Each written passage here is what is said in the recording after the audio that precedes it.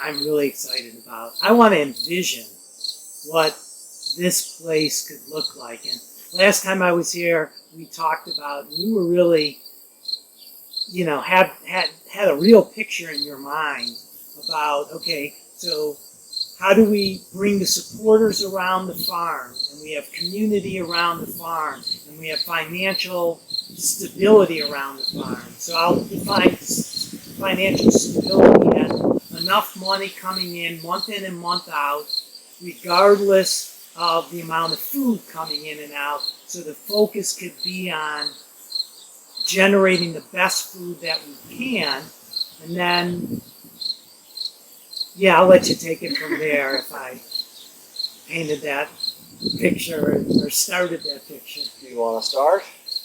Well, I mean, I think you know, it would start with really focusing on soil building.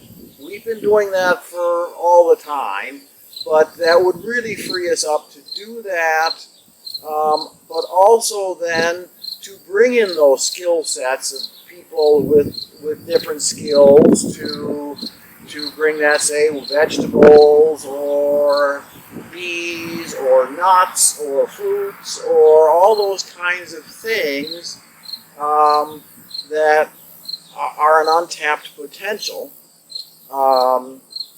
but then free of having to scale it to what would you say, the cost of production needs to be, really figured so that those things can be taken care of and not be be sustained. I'm not very good at articulating this at the moment. Yeah, and I could also picture, you know, then actively bringing the community to the farm to, you know, a variety of activities, whether it's just fun work days or farm dinners or, you know, festivals, celebrating through the year, making the biodynamic preparations. We're already doing that, and you know, expanding ideas on that level.